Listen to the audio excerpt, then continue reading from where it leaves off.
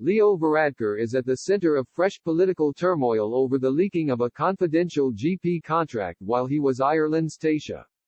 However, the Fine Gael leader has lashed out against political rivals Sinn Féin, insisting he had already offered a public apology and accusing them of trying to reheat the incident.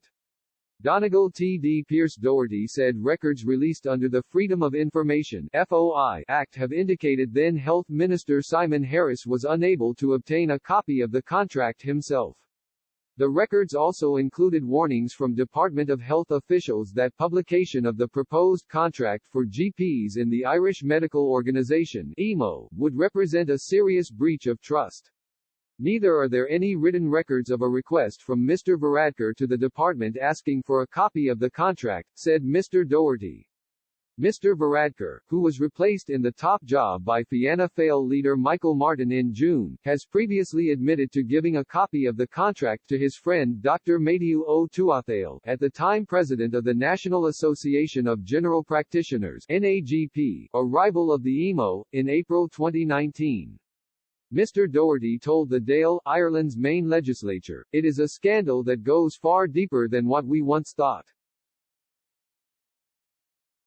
They show in the documents that at the same time you leaked this document, that the line minister responsible for the negotiations, Simon Harris, was unable to obtain a contract from his officials.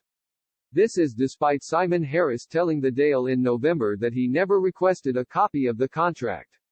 He must explain for his actions, and he must correct the record of the Dáil.